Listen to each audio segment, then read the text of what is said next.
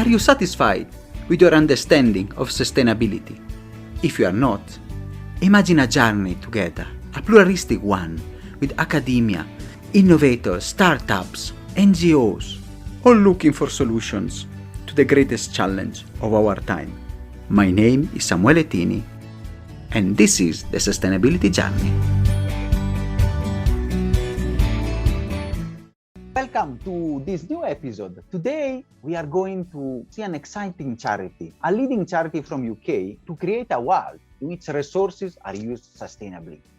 And to do that, we are so happy to have the international director, Richard Swannell. Thank you, Richard, for being here with us. And thank you, Samuele, for having me. I'm really looking forward to our discussion, and it's such a pleasure to be with you today. Thank you, Richard. Thank you so much for being here and taking time to come and share valuable insight to our audience. Before going deeper into WARP and in the discussion, let us see what is the Richard sustainability journey, and then how you have become the WRAP director. It started back actually in the late 1980s when I started working after I'd done my first degree, and I was doing my master's actually on the fate of oil in the natural environment. I was looking at how quickly oil could be removed by natural processes and how that could be enhanced in order to try and deal with oil pollution and oil spills. This was tremendously exciting in terms of at that stage.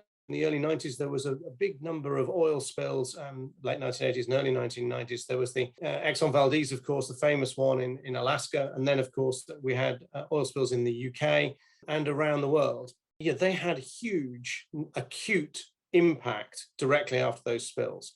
And how could we work to actually remove this problem as quickly as possible and get as rapid recovery as we possibly could?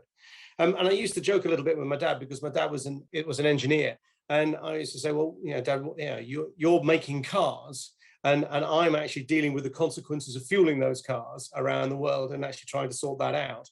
That was really interesting stuff. So the highlight of that was in 1996 when there was the Sea Empress spill in Wales, and there was all systems go in the UK to try and clean up a part of West Wales, which was very badly hit by that particular spill. And we were able to sort of develop some new technology from that, which was then deployed in a number of parts of the world. All about enhancing the natural rate of degradation of oil. And from that, I then moved into dealing with contaminated land and contaminated groundwater, again, with multiple compounds, but particularly oil. And then from that, I then secured a job actually working in a particular company to help businesses reduce waste. So I went from being very specifically around oil degradation, started working more and more with businesses. And this coincided with the fact that actually one of the ways of solving large numbers of oil spills was double-hulled vessels to transport oil around them, which dramatically reduced the amount of oil pollution that resulted from spills. So I then was working with businesses to help businesses actually prevent waste in the first place and reduce their environmental impacts. And this was at a time, of course, when there was increasing awareness of global warming and its implications. And that then, for me, was a seminal moment, because I sort of moved from thinking, actually, cleaning up the natural world is around dealing with man's pollution, on a local scale, like an oil spill or contaminated land, which is around a particular factory, or contaminated groundwater, which came from some point sources, which could be agricultural or industrial. To thinking, actually, this is about dealing with global problems.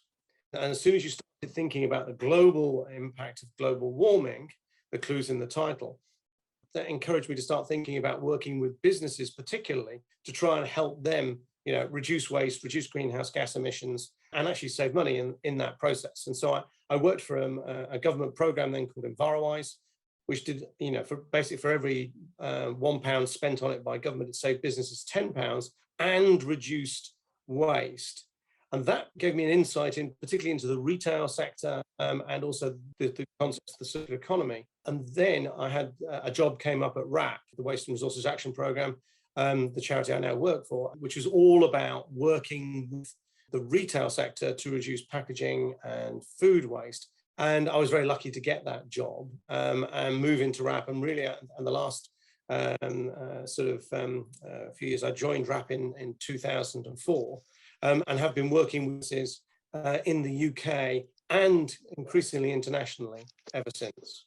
Wonderful stories. I love the discussion you had with your father. You are really still You're still cleaning up, and you are preparing a better world for your children and grandchildren. Let us dig a bit on that.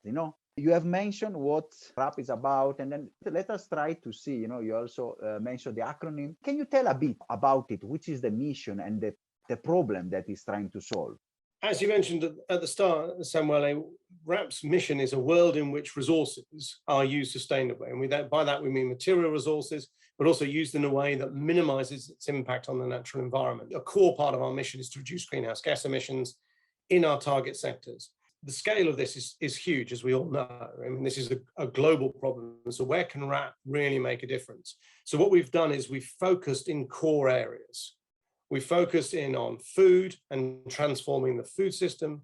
We focused in on plastics and reducing plastic and delivering a more circular economy in plastics. We're focusing on textiles and encouraging more sustainable consumption of textiles while reducing greenhouse gas emissions associated with that. And of course, also actually driving the circular economy by encouraging the collection of materials that allows materials to go back into the circular economy. So there's three core systems we're trying to change: the food, the plastics, and the textiles. And integral into that is actually managing those resources more sustainably, getting resources out of waste and putting them back into the economy where they can be productive, reduce greenhouse gas emissions, create jobs, and create a more resource efficient, more sustainable circular economy. Wonderful. I think they are the three main key areas which are really crucial for the future of our planet. Let me ask you a bit, which is the history and maybe the successes of your organization? At the start of all this, when I joined in 2004, one of the things we had to do then was working with businesses to try and actually reduce, in that particular case, was to reduce packaging and to reduce food waste. We looked around the world at what was best practice in that particular time as the one way to go, and we came up with a voluntary agreement approach, which would basically be government, RAP, and businesses all working together towards common targets. And the first one of those was called the Courtauld Commitment. And the reason it was called the Courtauld Commitment was because the first meeting between governments and RAP and businesses, retailers particularly, was held at the Courtauld Gallery in London. And so it got the Courtauld Commitment, came out of that. And so what we wanted to do was to say, right, let's all work together towards this common goal. Let's set a very clear set of expectations, very clear targets. And what we'll do is we'll report collectively on all of the progress of the businesses on an annual basis, so that we know that we're actually implementing measures that can make sure that we hit the targets. And so we set fairly ambitious targets in terms of actually stopping the growth in packaging, for example, getting absolute reductions in packaging, and also to actually work with citizens and to reduce food waste both in the home and then increasingly down the supply chain. And the reason we wanted to focus on those core areas is food waste is a massive source of waste in the UK, and also a huge source of greenhouse gas emissions. So by working together with the major retailers, food manufacturers, and indeed with the government through the Love Food, Hate Waste campaign and the Courtauld Commitment, by 2012, we'd actually helped citizens reduce food waste by around 1 million tons per year.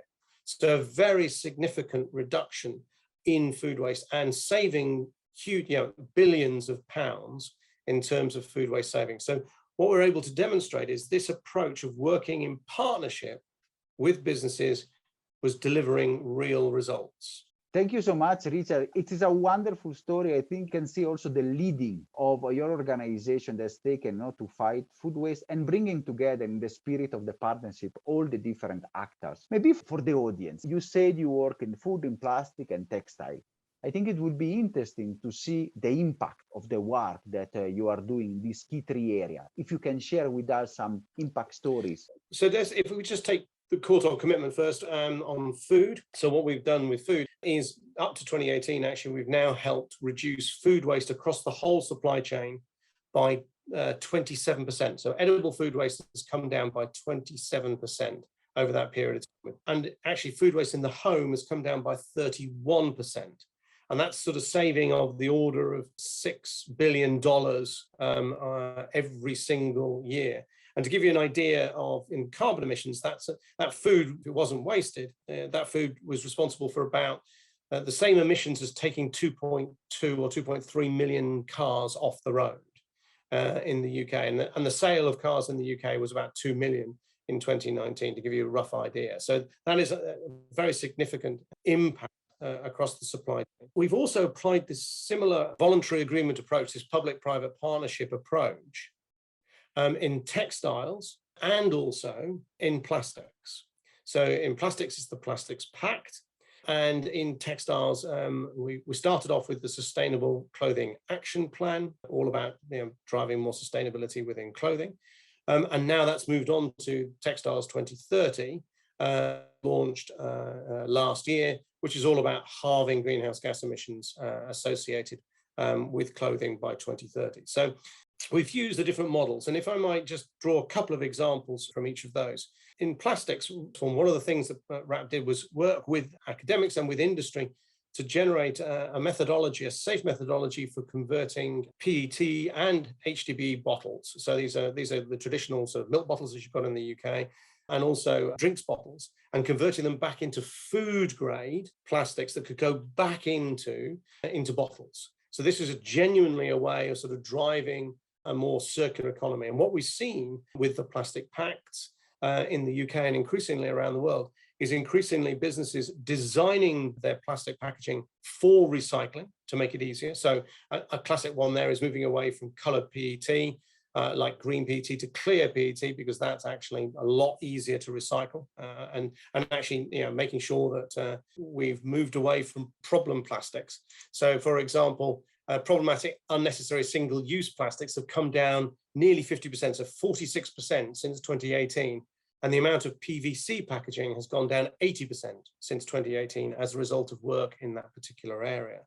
And increasingly, you're seeing on the shelves, not just in the UK, but around the world, 100% recycled bottles, or 80% bottles that contain 80% recycled content.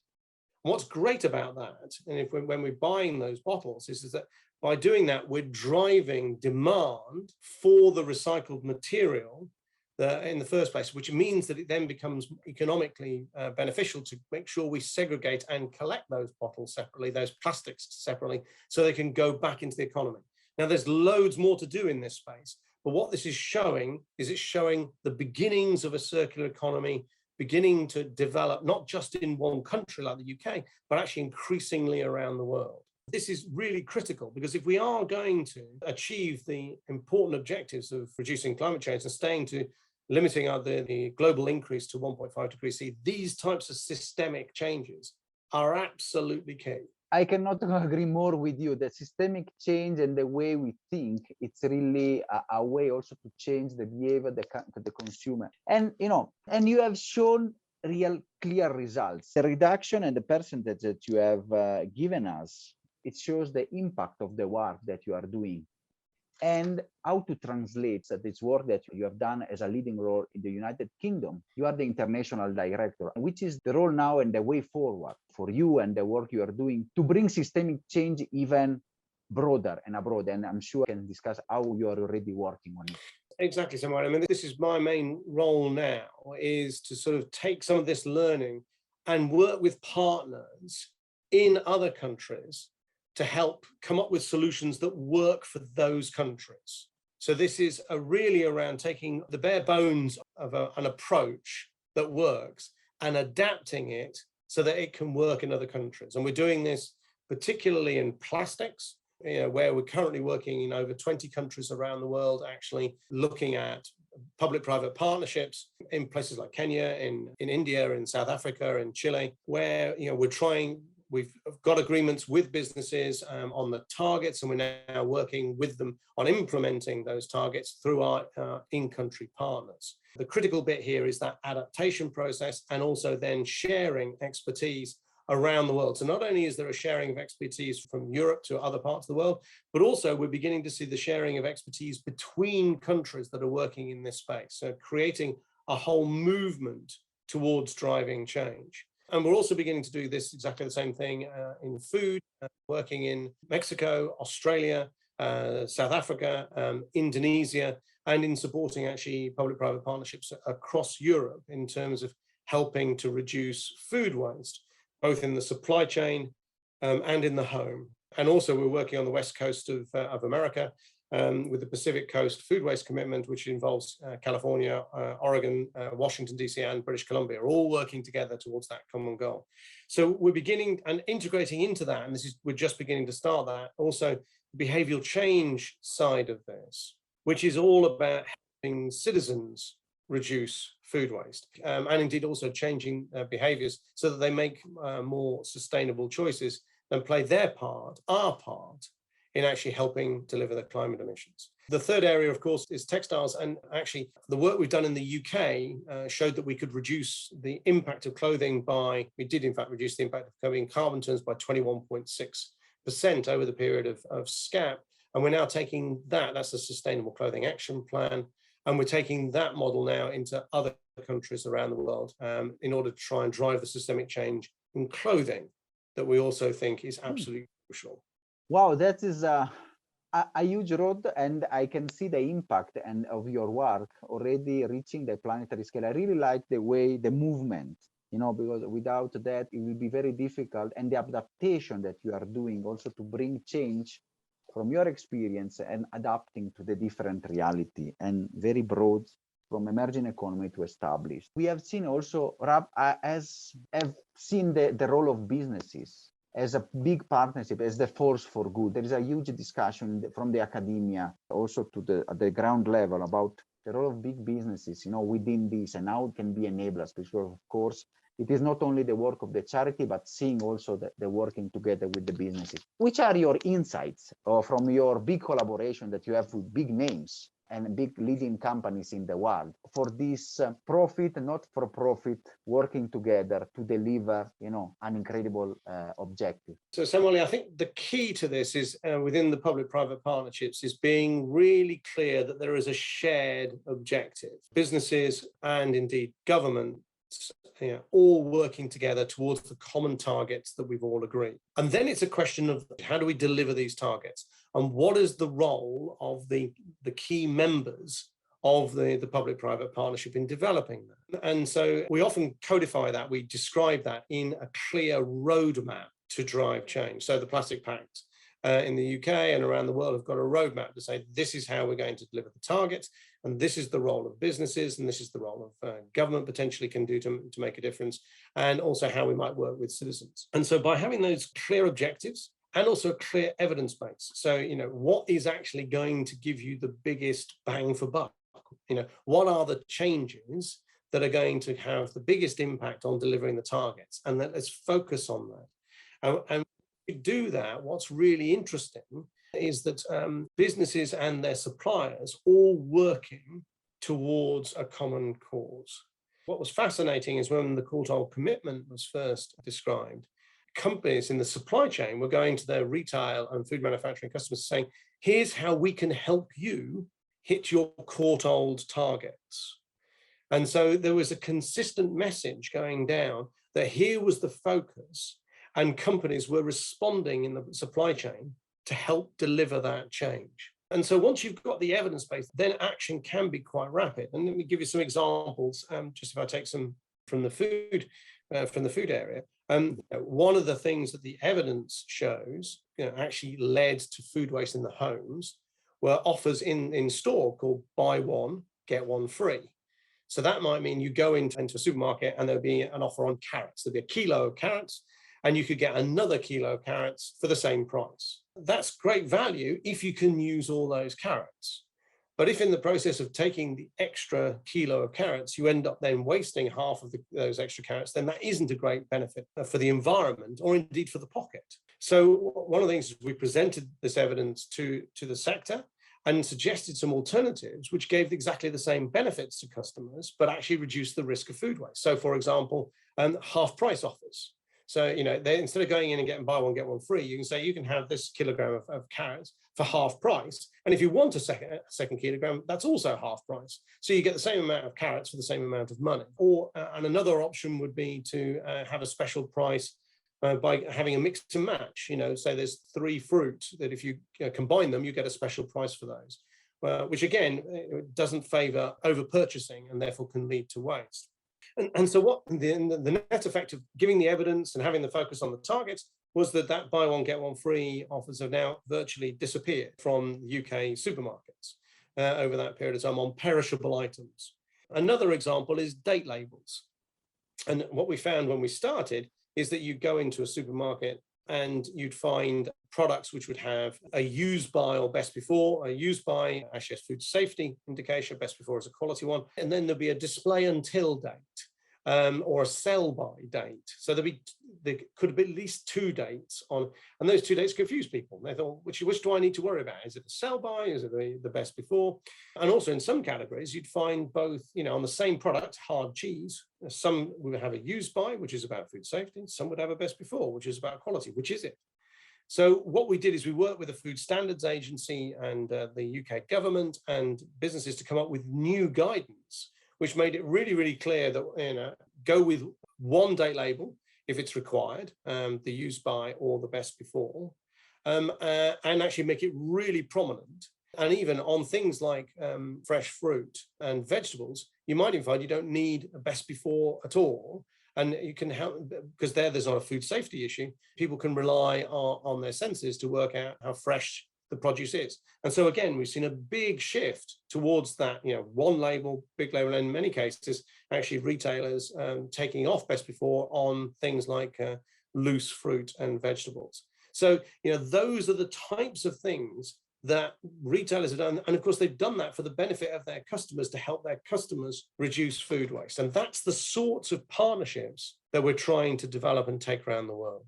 Richard, thank you so much for this incredible, valuable insights. Also, you shed the light on how you work and really how you put together government, companies, your not-for-profit, and the work you are doing to give practical solution to problems. It's really confusing me. I mean, what you're saying recalls me that sometime here I go to the supermarket in Kenya, I'm very confused. Sell by, use by. It's really something that needs to be shared and taken globally.